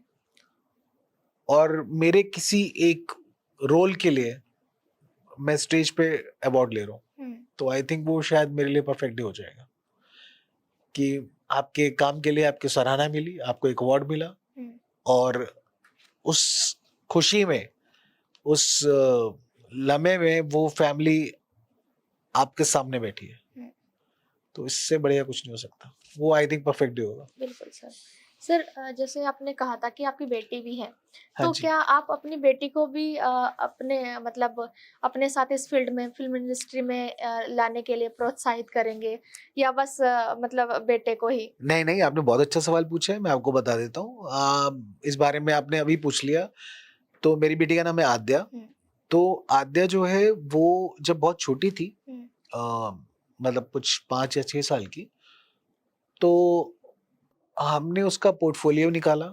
पोर्टफोलियो के बाद हमने उसको इमेजेस बाजार और एक दो जगह हम लोगों ने भेजा दिल्ली में, और वहां से उसने फोटोशूट शुरू किया, और उसने बहुत सारे फोटोशूट्स किए। वानी कपूर के साथ भी किया उसने एक, ऐसा मैं आपको वैसे बता रहा हूँ। तो बहुत सारे फोटोशूट्स किए उसने, और उसके बाद उसका इंटरेस्ट वो आर्टिस्टिक माइंड की है थोड़ी सी, तो उसका पेंटिंग में बहुत इंटरेस्ट है, उसका डांसिंग में बहुत इंटरेस्ट है। वो 8 years वो कथक विशारद है, और उसने भी मतलब ऐसा फील्ड चुन लिया कि वो अपने हिसाब से काम करती है। तो मुझे जिस वक्त वो कथक कर रही थी, तो आई थिंक कि मुझे लगा कि वो कथक में कुछ आगे जाके करेगी, मेरे माइंड में ऐसा कुछ था। But in the mean time जैसे वो शायद हमें देख रही थी, प्रोबेबली वो अग्रिम को देख रही थी कि मेरा भाई ये कर रहा है, पापा ये कर रहे हैं, तो मे बी उसके माइंडसेट में कुछ ऐसा था। तो अब वो क्या कर रही है मैं आपको बताता हूँ। फिर वो पुणे गई, उसने वहां से मास मीडिया किया सिम्बाइसिस से, और अब वो फ्रीलांसिंग काम कर रही है। वो अभी भी जहाँ आज हम पॉडकास्ट कर रहे हैं, लेकिन मेरे ख्याल से आज उसका नाइट शूट है, वो गई होगी। और वो इस टाइम एक्टिंग फील्ड में नहीं है, वो एज ए असिस्टेंट डायरेक्टर काम कर रही है अभी। तो उसका इंटरेस्ट उस तरफ बना है, तो वो कर रही है। तो मैंने तो उसको रोका नहीं है बिल्कुल भी कि तुम ये करो मत, ऐसा कुछ मतलब मैं तो बिल्कुल नहीं रोकूंगा, मैं क्यों बिल्कुल रोकूं। सर, रोकना भी नहीं चाहिए, मतलब क्योंकि हर किसी की अपनी ख्वाहिशें होती है, बिल्कुल हर कोई बिल्कुल, आपका अपना इंटरेस्ट है ना, बिल्कुल। आप अपने इंटरेस्ट से करना चाहते हो तो अच्छी बात है ना। स्ट्रगल भले ही उसमें स्ट्रगल होगी, बिल्कुल होगी, और वो स्ट्रगल तो हर जगह है। मतलब मैं ये समझता हूँ, अगर आप जॉब भी करो तो भी तो स्ट्रगल है, आप कोई काम कर रहे हो तो भी तो स्ट्रगल है। तो जब अगर आप अपनी मर्जी का काम कर पा रहे हो और उसमें स्ट्रगल कर रहे हो, तो ये तो आपके लिए खुशी की बात होनी चाहिए। बिल्कुल, उसमें क्या घबराना, फिर तो अच्छी बात है, करो। बिल्कुल। और मुझे तो लगता है कि आपकी बेटी बहुत लकी है कि आप जैसे फादर मिले, क्योंकि बहुत सारे लोगों को वो चीज नहीं मिलती जो वो करना चाहते जी लाइफ में। जी जी जी, तो बिल्कुल बिल्कुल बिल्कुल। नहीं, मैं तो ये समझता हूँ दुनिया के हर फादर को ऐसा होना चाहिए कि वो अपनी बेटी को बेटे को वो करने दें वो जो करना चाहते हैं, उनके ऊपर कोई प्रेशर ना दें कि अल्टीमेटली वो एंड में जाके अपने लिए अच्छा कर ही लेंगे। वो सोचने की बात होती है कि हम माँ बाप ना थोड़ा वो सोचते हैं ज्यादा कि यार मेरा बेटा डॉक्टर बन जाएगा तो ये अच्छा होगा, मेरा इंजीनियर बन जाएगा तो ये अच्छा होगा, मेरा वकील बनेगा तो ये अच्छा कर लेगा, बिजनेस कर लेगा तो अच्छा हो जाएगा। चीजें कम ज्यादा हो सकती हैं, आपके पास गाड़ी बड़ी छोटी भी तो हो सकती है, गाड़ी तो है। तो अगर वो भी, अगर उसमें भी सेटिस्फाई हो जाते हो तो बहुत अच्छी बात है। कम से कम एटलीस्ट वो इंसान तो खुश है ना, जो करना चाह रहा है अगर वो कर पा रहा है और उससे अपनी लाइफ को आगे बढ़ा पा रहा है, वो चला पा रहा है, इससे अच्छा तो कुछ हो ही नहीं सकता।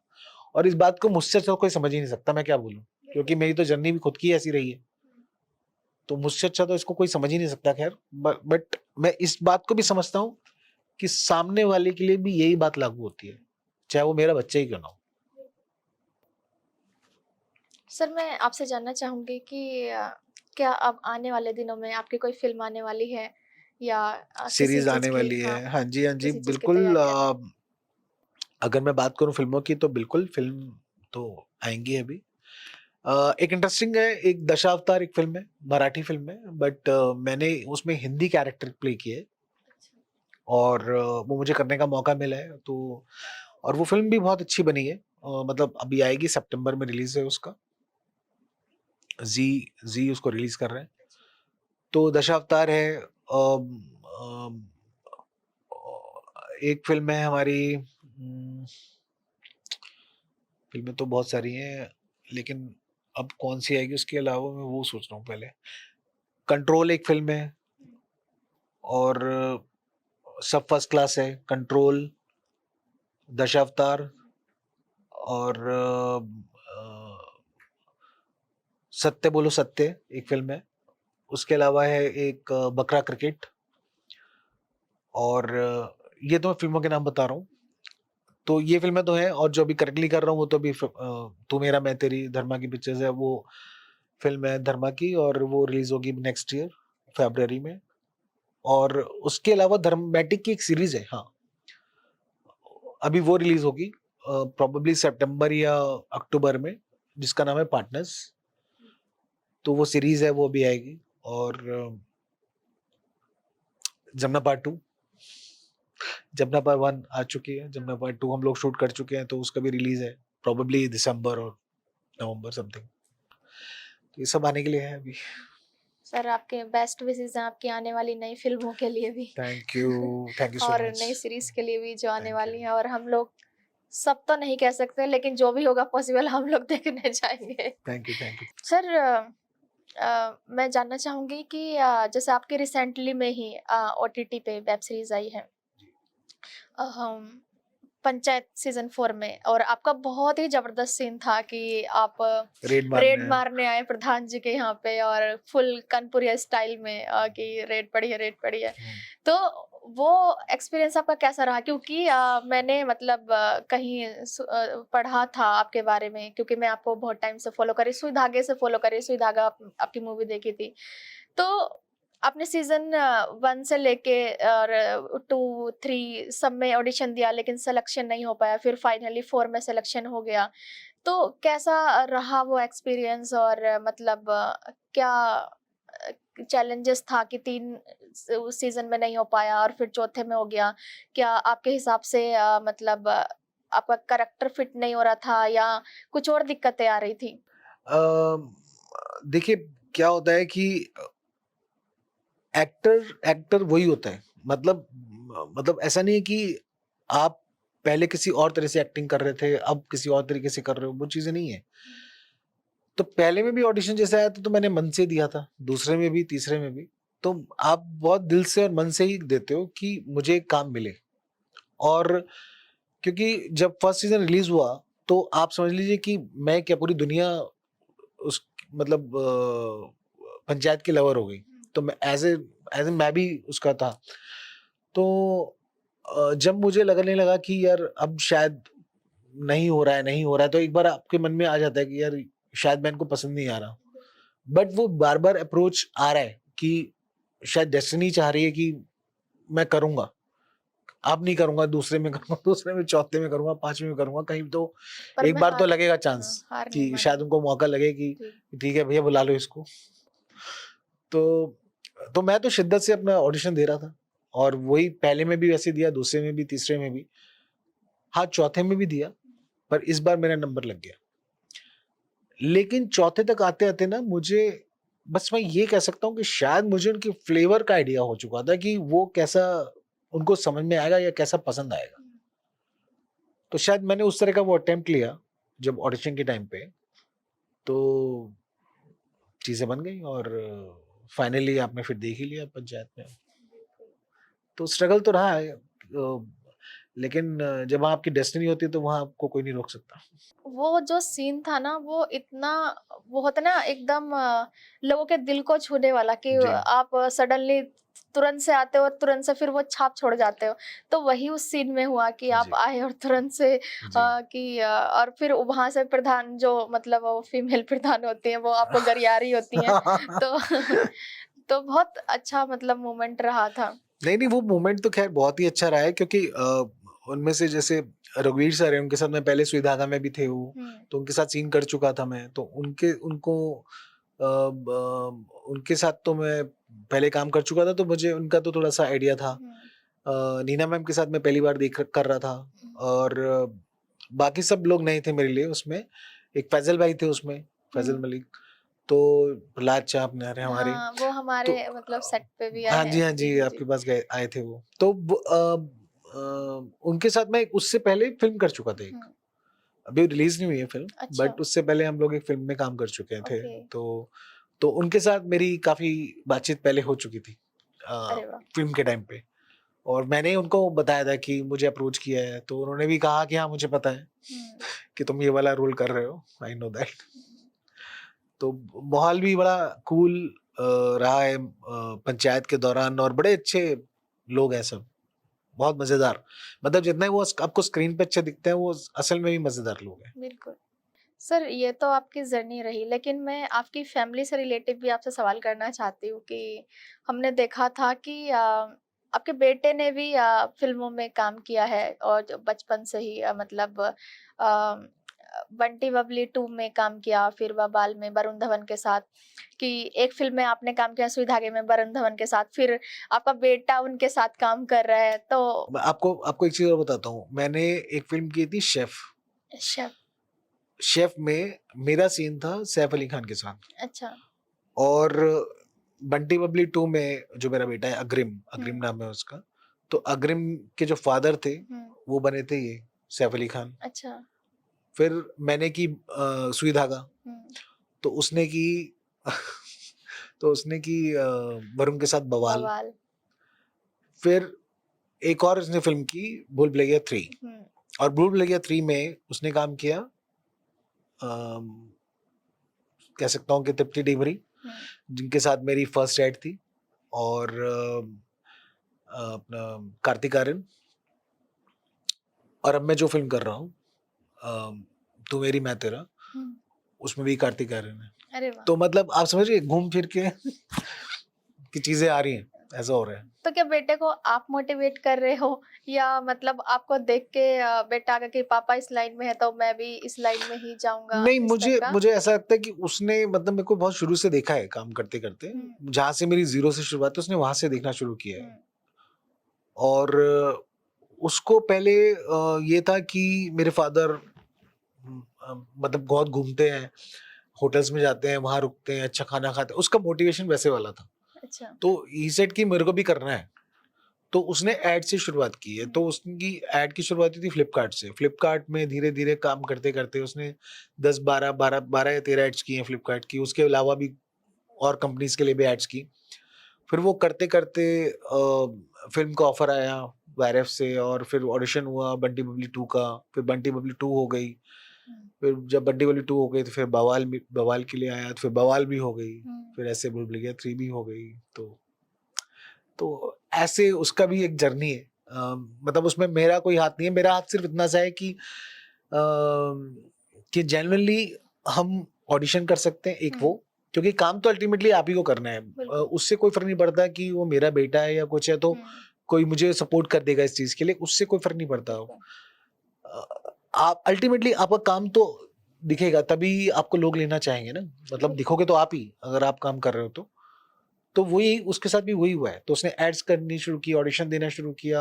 नहीं, जब उसने शुरू के 6-7 ऑडिशन मुझे याद है आज भी, उसने 16 या 17 में आई थिंक ऑडिशन देना स्टार्ट किया, 17 में। और जब वो ऑडिशन दे रहा था तो समझ लीजिए 5-6 बार तो रिजेक्ट हो चुका था। अच्छा। हाँ, कि मतलब उसका कोई नहीं हो रहा था किसी भी एड के लिए। बट 7 या 8 टाइम उसने मेरे को बोला कि, जब मैंने उसको बोला कि तेरा ऑडिशन आया है, तू चल मेरे साथ, तो उसने मना कर दिया मेरे को। कहता है कि होता तो है नहीं, डिमोटिवेट हो गया कि उसको लगा कि मेरा होता तो है नहीं, मैं क्यों दूं। मैंने कहा नहीं, ऐसे ही होता है यार, ये प्रोसीजर है। फिर मैंने उसको समझाया कि नहीं बेटा, ऐसे नहीं होता, ऐसे नहीं कर सकते। आपका काम है करते रहना, जो आपका काम है वो करते रहिए, चीजें अपने आप आएंगी। तो फिर उसने बोला कि ठीक है मैं ऑडिशन दूंगा, लेकिन इस बार ऑडिशन आप लोगे। अच्छा। तो फिर मैंने उनको रिक्वेस्ट किया कि सर ठीक है भैया, क्यों आप मत करना, मैं करूंगा, मुझे बिठा लो अंदर रूम में। तो चांस की बात उन्होंने भी ओके कर दिया, मैं भी चला गया। और वो टाइम पे जब क्यू वगैरह हो गया, सब चीजें हो गई, तो उसको फर्स्ट राइड मिल गई। अब जब एक बार आप यहाँ से दिल्ली से ट्रैवल करके बॉम्बे जाते हो, काम कर लेते हो, तो आपकी समझ हो जाती है अच्छी, आप समझ जाते हो कि अच्छा ऐसे होता है। तो फिर उसका second, third, fourth, fifth, six ऐसे चीजें शुरू हुई, और वो करते चला गया। फिर ऐसे फिल्मों के ऑफर आए तो फिल्म भी हो गई। तो बस चल रहा है ऐसे। बिल्कुल सर, क्योंकि मतलब आपके बेटे के पास आप थे, तो मतलब एक कंफर्टेबल जोन, हाँ बिल्कुल, ये आप कह सकते हो कि अगर हाँ कोई वो ऑडिशन भी बना रहा है तो मैं उसको बता सकता हूँ कि क्या कैसे करना चाहिए। वो ऑप्शन है उसके पास। बिल्कुल। और कोई कैरेक्टर में मतलब वो फिट नहीं हो रहे, तो आप बता सकते हैं कि किस तरीके कैसे करना पड़ेगा। यस बिल्कुल। और वो हुआ भी है, मतलब जितने भी उसने ऑडिशन दिए हैं, ऑब्वियसली कि मैंने ही कराए हैं, तभी चीजें अच्छी भी हो गई, जिससे कि कम से कम उसको ये तो नहीं हुआ। लेकिन अल्टीमेटली देखिए मैम, फिर भी मैं ये कहना चाहूंगा कि ऑडिशन कराने से, अच्छा करा देने से चीजें नहीं बनेगी तो तभी जब आप ऑन सेट जाके भी अच्छा करो, जब लोगों को वहां आप अच्छे लोगों वहां समझ में आए आप, तभी मजा है उसका। और वो मतलब मुझे लगता है कि उसमें मेरा हाथ सिर्फ इतना सा है कि आप ऑडिशन अच्छा बना के भेजो, होगा नहीं होगा इट्स ऊपर वाले के ऊपर, उसको छोड़ दो। मतलब आपका काम आपने कर दिया, काम खत्म हो गया। अब वो डिपेंड करता है कि आपको मिलता है नहीं मिलता। मिलता है तो बहुत अच्छी बात है, नहीं मिलता तो भी कोई बात नहीं। बिल्कुल बस। बिल्कुल।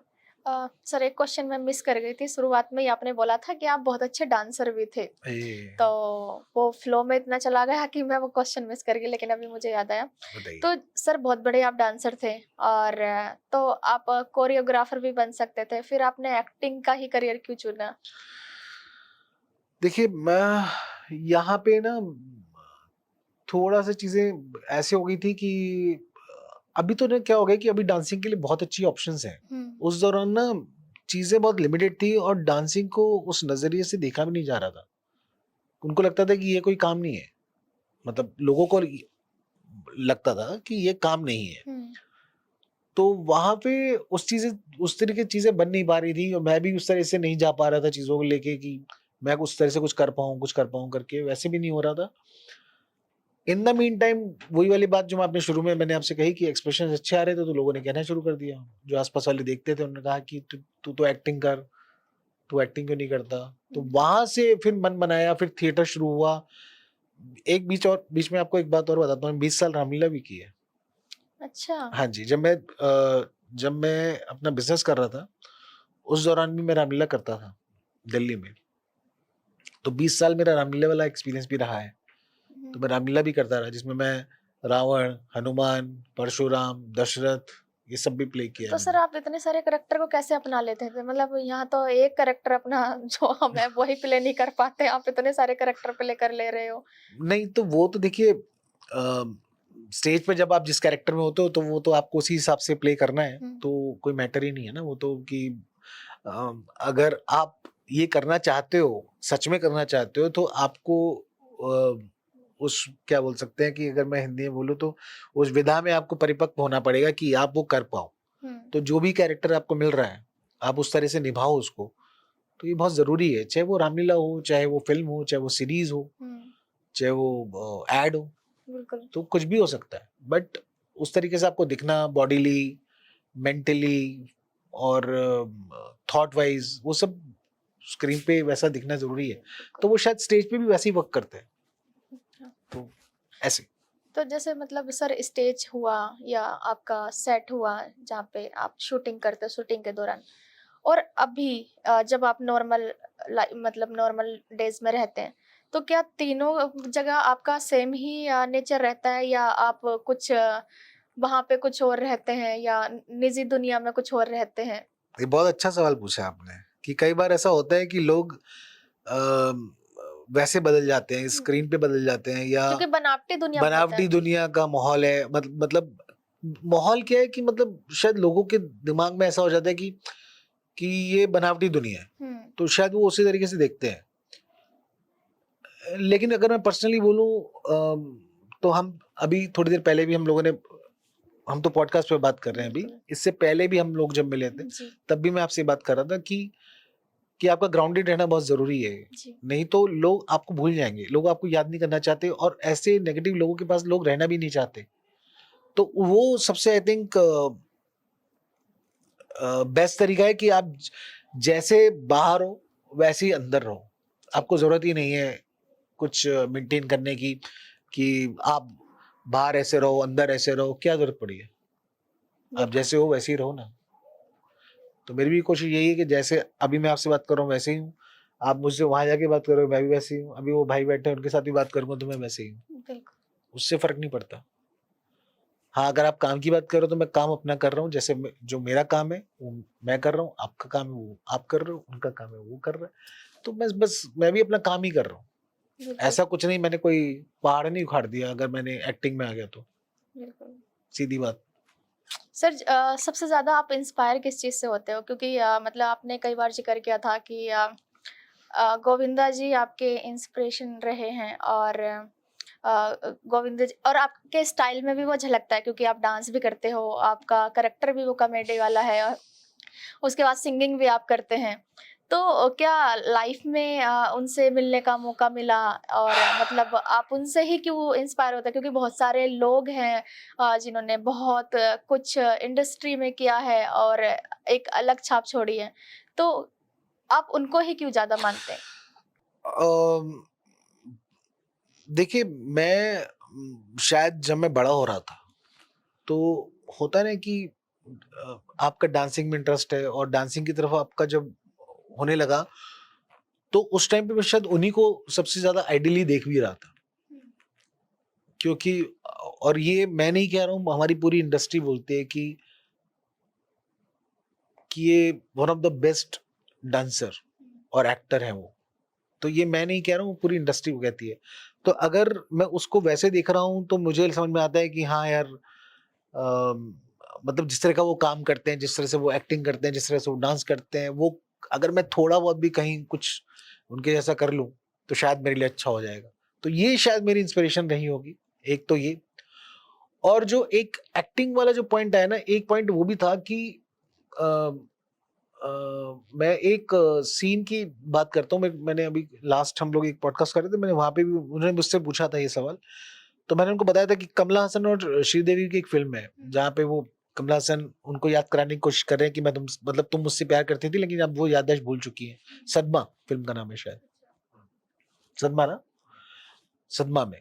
तो वहां पे उसमें एक लास्ट में जो सीन है, वो जो मटका लेके भाग रहे हैं ट्रेन के साथ साथ, मतलब वो सीन एक ऐसा सीन था जहां पे मुझे लगा कि भैया ये आर्ट समथिंग एल्स, ये मुझे करना पड़ेगा, ये कुछ वैसा देख लिया मैंने आज। मतलब होता है कि आपके दिमाग में कोई छाप छोड़ देती है कोई चीज, वो वैसा था, वो छूट गया। और वो मैं वहां तो इम्प्रेस्ड हो ही गया था, लेकिन गोविंदा जी से तो मैं खैर बहुत इम्प्रेस था। और उनसे एक बार मेरी मुलाकात हुई है जहाँ पे मैंने उनको दंडवत पूरा लेट के प्रणाम भी किया है। अच्छा। हाँ, दिल्ली में हम लोग वो शूट कर रहे थे, और एक फिल्म, और उसी दौरान मैं एक जिस फिल्म के लिए वो शूट करने आए थे, शायद उसी के लिए मैं मिलने भी गया था किसी रोल के लिए। शायद वो मैं कर तो नहीं पाया वो रोल, बट उनसे मुलाकात हो गई। और जब उनसे मुलाकात हो गई तो आप समझ लीजिए, जब उनसे मिला तो मैं तो पैरों में ही गिर गया, लेट ही गया जमीन में, जैसे ऐसा ना, जैसे पूरा दिन मतलब लेट गया मैं, और 2 मिनट तक उठा नहीं था सर का। हाँ, उनका रिएक्शन तो अरे अरे भैया क्या कर रहे हो, अरे उठो। तो उन्होंने बिठाया, फिर थोड़ी देर बात की हम लोगों ने। मतलब वो बहुत कमाल का रहा। मतलब मुझे लगता है कि बहुत मुश्किल होता है कि जिसको आप अपना आइडियल समझते हो और उनसे मिल लो, और उनसे मुलाकात हो जाए, उनसे बात ऐसे फोटो खिंच जाए आपकी, और मतलब बहुत बड़ी बात होती है। और वो भी वो टाइम था मेरा बिल्कुल स्ट्रगलिंग, मतलब मैं शुरू ही कर रहा था। आई थिंक मैं बात कर रहा हूँ 17 और 18 की। तो मेरा तो वो टाइम था कि बस मैं स्ट्रगल ही कर रहा हूँ कि हाँ, 1 सीन 2 सीन 3 सीन जो आ रहे मैं करता जा रहा हूँ, वैसा वाला। तो सर कभी आपने गोविंदा सर की मूवी में काम करने का ट्राई नहीं किया? वो वाली पिक्चर हो सकती थी, मुझे याद नहीं पिक्चर का नाम अभी, लेकिन वो वाली पिक्चर हो सकती थी, लेकिन वो मुझे फिर लिया नहीं गया शायद उसमें, तो वो रह गया। अब आगे कभी मौका मिला तो फिर जरूर बिल्कुल करूंगा मैं। बिल्कुल सर, बिल्कुल होगा। और इतने अच्छे मतलब टैलेंट को कौन ही मना कर सकता अरे है। नहीं, ऐसा थोड़ा नहीं। देर हो सकता है सर, पर डेफिनेटली वन डे होगा। देखिए, टैलेंटेड तो बहुत लोग हैं। मतलब मैं आपको सच बता रहा हूँ, मतलब मैं तो कुछ भी नहीं हूँ। मैं तो ऐसा समझता हूँ, हम तो आज भी सीख ही रहे हैं। मतलब मैं अभी भी लोगों को देखता हूँ तो समझ में आता है कि शायद मैं ये गलती कर रहा हूँ, मुझे ऐसा नहीं आता बोलना, या मैं वो इस तरह से इतना अच्छा करते हैं कि शायद मैं वो चीज़ नहीं कर पा रहा हूँ। मैं वो सब देखता हूँ, मैं ऑब्जर्व अच्छा करता हूँ। तो मैं उन चीज़ों को बहुत बारीकी से समझ पा रहा हूँ, चीज़ों को कि इस तरह से एक्ट नहीं करना चाहिए, इस तरह से करना चाहिए, ये कितना अच्छा कर रहा है, वो कितना अच्छा कर रहा है, वो समझ में आता है। लेकिन आप कब करोगे, आपको मौका कब मिलेगा, ये पता नहीं। लेकिन ठीक है, जो जो मिलता जा रहा है हम करते जा रहे हैं, और पूरे दिल से और मन से कर रहे हैं। सबसे बड़ी बात ये है, मतलब मैं जो काम मैं करना चाहता हूँ एग्जैक्टली मैं वो कर पा रहा हूँ, यही बहुत बड़ी बात है। मैं तो पहले से ही बोल रहा हूँ भैया, I am very much blessed. और मैं ही क्यों, मैं तो कह रहा हूँ जितने भी लोग हैं इस फील्ड में, और जिन भगवान ने जिसको भी ये आर्ट बख्शा है, कुछ किसी भी तरीके का आर्ट, बिल्कुल चाहे वो डांसिंग हो, कोरियोग्राफी हो, पेंटिंग हो, म्यूजिक हो, कुछ भी हो, सिंगिंग हो, कुछ भी हो, मतलब वो ब्लेस्ड लोग हैं। बिल्कुल। बहुत ब्लेस्ड लोग हैं जिनको ऊपर वाले ने ये सब दिया है। सर आजकल तो हमारी फिल्म इंडस्ट्री में ऐसा भी हो रहा है कि बायोग्राफी पे ज़्यादा फिल्म बनाते हैं। तो क्या कभी आपने ऐसे ट्राई नहीं किया कि आप भी किसी की बायोग्राफी फिल्म बन रही हो और आप उसमें काम कर रहे हो? क्योंकि आपने देखा होगा आपकी अभी कालकोट वेब सीरीज आई थी जिसमें एसिड अटैक को लेके काम हुआ था, हाँ जी और छपाक मूवी बनी थी जी जो वो तो बड़े पर्दे पे आई थी, तो मतलब मेघना गुलजार ने उनको डायरेक्ट किया था। हाँ। तो क्या कभी ऐसे मन में नहीं आता कि मैं ऐसे मुद्दे के लिए भी काम करूं? मैं आपको बताता हूँ कि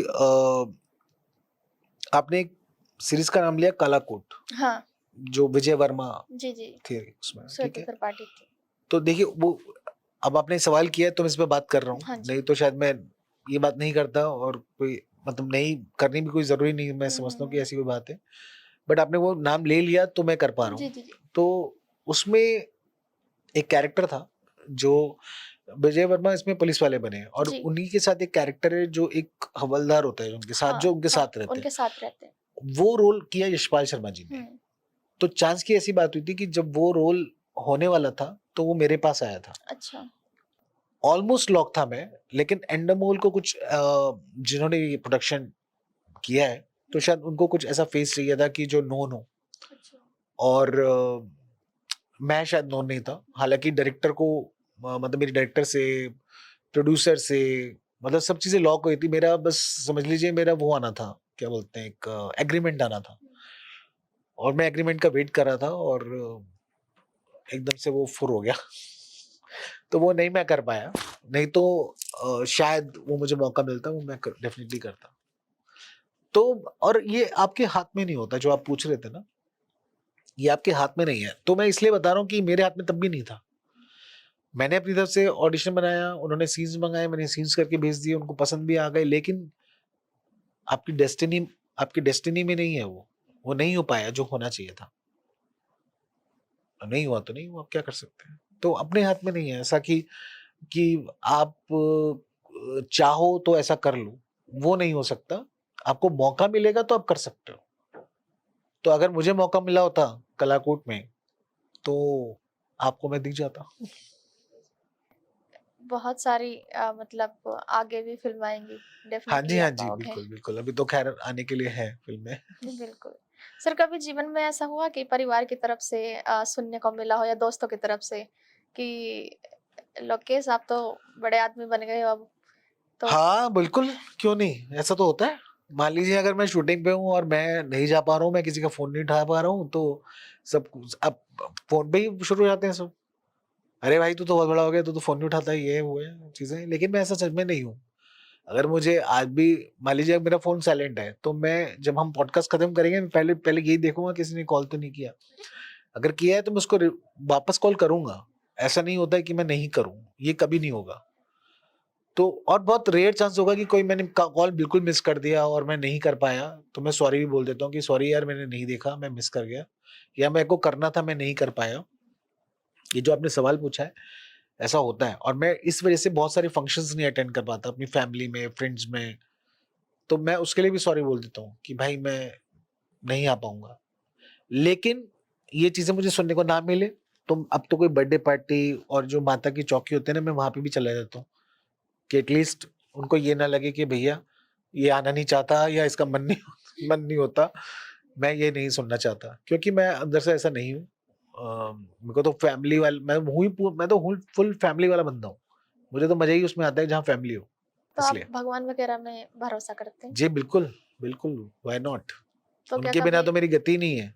कभी अप्लाई करते हैं कि सेट पे गए और पूजा पाठ करके जाते हैं या ऐसे? ये आपको मैं बताता हूँ, जब मैं सेट पे जाता हूँ उससे पहले थोड़ा सा एक मेरा है कि मेडिटेशन वगैरह वाला मामला है, तो वो हम जरूर करते हैं, क्योंकि आपके साथ सराउंडिंग में बहुत सारी चीजें हो रही होती हैं। यहाँ शोर मच रहा है, वहां पे लाइट वाला, साउंड वाले, ड्रेस वाले, और इतने सारा क्रू होता है वहां पे, अलग तरह का क्योस मचा होता है। तो आपको स्क्रीन पे दिखना है अल्टीमेटली, तो आपको शांत रहने की जरूरत है। तो आप काम कैसे रहोगे? तो उसके लिए बेस्ट आइडिया होता है कि भैया आप मेडिटेशन करके जाओ सेट पे, रिलैक्स और काम रहो, और अपना काम अच्छे से करो। जब जब आपको काम करने का मौका मिल रहा है, अपना काम अच्छे से करो, तो वो बेस्ट है। हाँ, पूजा जो आप कह रहे हो वो तो मैं तब भी करता हूँ। सर अ, पता नहीं आप किस तरीके से ये क्वेश्चन लेंगे, पर मैंने बहुत बार खासकर फीमेल को जो होती हैं उनको कहते हुए सुना कि उनको बराबरी का दर्जा नहीं मिलता इंडस्ट्री में। तो क्या ये सच है, या मतलब क्योंकि आप बहुत करीब है इंडस्ट्री में, तो क्या मतलब या उनको अलग तरीके से पोर्ट्रे करती हैं महिलाएं? अ, देखिए, मुझे मुझे पर्सनली तो कभी ऐसा लगा नहीं, अगर मैं आपको सच कहूँ तो। क्योंकि जितने भी मतलब जो मेरे आसपास हीरोइंस रही हैं, मैं उनकी बात कर सकता हूँ, या जो एक्ट्रेसेस रही हैं, तो कभी मुझे ये महसूस नहीं हुआ कि उनके साथ कुछ अलग तरीके से बिहेव किया जा रहा हो, और जो मेल्स एक्टर हैं उनके साथ अलग तरीके से बिहेव किया जा रहा हो। कि अ, अगर वैनिटी उनके पास है तो उनके पास भी है, फूड वूड जो भी है, जो भी प्रायोरिटीज हैं सबके लिए, वो सब कुछ मिल रही है। तो ऐसा नहीं है। अ, देखिए, अगर कहीं बहुत ही जहाँ पे जो हमारे एक्स्ट्रास आते हैं, सपोज जो टर्चरी कास्ट होती है, जो एक्स्ट्रास आते हैं, वहां पे अगर ये चीज होती हो तो मतलब वो मेरे लिए कहना थोड़ा मुश्किल होगा। बट अगर मेन स्ट्रीम में मैं देखता हूँ चीजों को, तो मुझे तो ऐसा नहीं लगता कि ऐसी कोई बात है। सर, इसी से लेके मेरा क्वेश्चन है कि फेमिनिज्म को लेके कि अम, क्योंकि बहुत कम ऐसे पॉडकास्ट में मतलब फेमिनिज्म को लेके बात होती है, और हमारा तो मतलब जो मोटिव है वो फेमिनिज्म को लेके ही है। जी।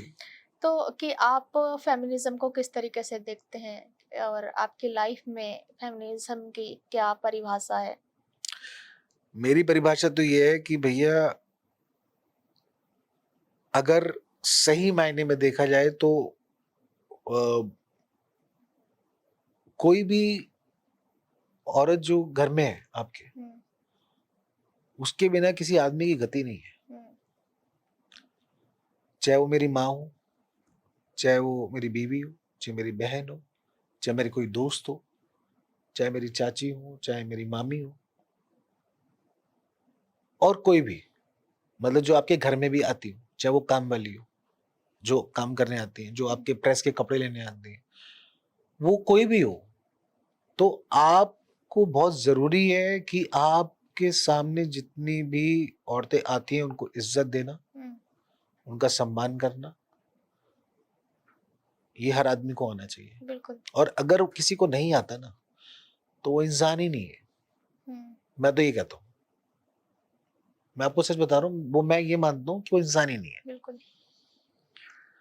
तो ये तो बहुत जरूरी है कि भैया आप जहां भी जाए, प्लीज औरतों की इज्जत करें, उनको सम्मान दें, आदर दें, वो बहुत जरूरी है।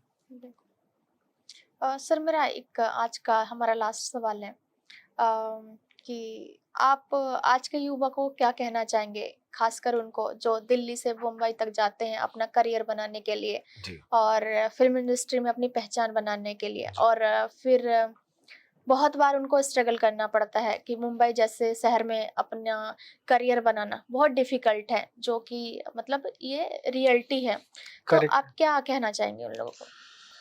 देखिए, जितने भी लोग नए हैं जो काम करना चाहते हैं, मैं ये समझता हूँ कि उनको पहले अपने ऊपर काम करना चाहिए। जहाँ पे जो आपकी प्रैक्टिस है, जो आप, अगर आप सीख कर आ रहे हो तो ये तो बहुत अच्छी बात है। अगर आप थिएटर में हो तो बहुत अच्छी बात है। आप अपने गुरुजनों से, अपने बड़ों से कुछ सीख कर आ रहे हो, तो इससे बढ़िया तो कुछ हो ही नहीं सकता। तो पहला पहला कदम आपका वही होना चाहिए कि आप अच्छे से सीखिए और आगे आने का सोचिए। दूसरा ये होना चाहिए कि जब आपको लगने लगे कि आप अब कुछ कर सकते हो, जब आपको लगने लगे कि हाँ, मैं ऑडिशन दे सकता हूँ, जहाँ कॉन्फिडेंटली मैं कोई काम कर सकता हूँ, जहाँ मुझे कैमरे को लेके परेशानी नहीं है, जहाँ मुझे को एक्टर्स को लेके परेशानी नहीं है, आप इतने कॉन्फिडेंट हो चीज़ों को लेके, और आप अपने काम में अच्छे हो, तो ऑडिशन देना शुरू करिए। ऑडिशन देना शुरू करेंगे जब आप, तो दिल्ली से मुंबई की यात्रा इतनी मुश्किल नहीं होगी। लेकिन अगर आप बिना सीखे, बिना कुछ एक्सपीरियंस लिए आप मुंबई की यात्रा पे चले जाते हो, तो मुंबई जाके आप सिर्फ दुखी हो जाओगे। आपकी पहली स्ट्रगल शुरू होगी रहने की, दूसरी स्ट्रगल शुरू होगी खाने की। तो वो सब आप मेंटेन कर पाओ, उससे पहले आप अपने काम में इतने अच्छे हो जाओ कि जब आप काम करो तो एटलीस्ट लोग आपको याद करें, आपको बुला लें, जिससे कि आपका जो ये सर्वाइवल है ये चलता रहे। क्योंकि अगर ये नहीं हो पाए ना, तो आप क्या होगा कि आप पहले ही वापस आने लग जाओगे। सर हमारी ऑडियंस को कुछ कहना चाहेंगे हमारे सिरोज टीवी पॉडकास्ट के जरिए? देखिए द सीरीज शिरोज, वेरी नाइस। पहले तो ये नाम ही बड़ा अपने हीरो से सर मैं रिलेट इसका किया है। नाम बता देती हूँ। जो सिरोज है वो सी हीरोज, मतलब लड़के नहीं लड़कियां भी हीरोज होती है, होती हैं, तो वो उसी है से ये। कनेक्ट कर रहे हैं। जी। जी जी जी। नहीं एक तो नाम ही बहुत आप लोगों ने बहुत अच्छा रखा है, बहुत सुंदर रखा है, और वो दिखता भी है। और सब लोग, आप लोग हीरो ही तो हो। आप एक बात सोचो ना, आप कितना बड़ा इनिशिएटिव ले रहे हो ये वाला, कि आप इस तरह का पॉडकास्ट कर रहे हो, सबको बुला रहे हो, सबकी जर्नी के बारे में जान रहे हो, अपनी जर्नी बता रहे हो। जो हम कैमरे के पीछे इतनी सारी बातें करके आए, वो तो हम कर भी नहीं सकते यहाँ पे। जितने लोगों से मैं मिला हूँ और जितनी बातें हुई हैं, सर ने हमें जितना बताया है, मतलब आप लोग जो काम कर रहे हो बहुत कमाल का काम है भाई। मेरा मतलब मैं तो सोच भी नहीं सकता अपनी लाइफ में कि आप इतना समय निकाल के कुछ दे पाओ किसी के लिए। ये बहुत बड़ी बात है। आप लोग इतना अच्छा इनिशिएटिव ले रहे हो, आप सब लोग, बहुत कमाल की बात है आप लोग। मतलब मैं ये कह रहा हूँ कि अगर हमारी जो गवर्नमेंट है, अगर वो भी अगर आपको सपोर्ट करे। मैंने बात की थी इंफ्रास्ट्रक्चर की, शायद इस बारे में मैंने पूछा भी था सर से यहाँ पे कि ये सब आप कैसे मैनेज कर पा रहे हो चीजें। तो वो फिर मुझे आपके वो कैफे का पता चला, कैफे से पता चला कि कैफे से ये चीजें हो रही हैं, चलो ठीक है। फिर अब नया क्या, इंफ्रास्ट्रक्चर कैसे बनेगा, वो सब चीजें हो रही हैं कि नहीं हो रही, तो यूपी गवर्नमेंट आपको हेल्प कर रही है नहीं कर रही, इस बारे में हम सब बात कर रहे हैं। तो आई थिंक अगर वो भी थोड़ा सा और लोग अगर आगे आ जाए और थोड़ा इनिशिएटिव ले सकते हैं प्लीज, अगर वो, तो प्लीज मैं तो चाहूंगा कि वो आए और उनको थोड़ा सा और सपोर्ट करें। मतलब मैं तो चाहूंगा कि मैं तो जितना कर पाऊँ मैं तो कर ही दूंगा आपकी तरफ से, जहां जिस प्लेटफॉर्म पे आप बुलाओगे मैं हमेशा हाजिर हूँ आपके लिए। बस मैं ये कह सकता हूँ। और अ, बाकी जनता से मेरे जो लोग देखेंगे उनको रिक्वेस्ट कर सकता हूँ कि प्लीज प्लीज द शिरोज को आप लोग सपोर्ट करें। Thank you so much. Thank you so much. अच्छा, आई होप आपको अच्छा लगा होगा हमसे बातचीत करके। जी बिल्कुल बिल्कुल, मुझे बहुत अच्छा लगा। Thank you sir.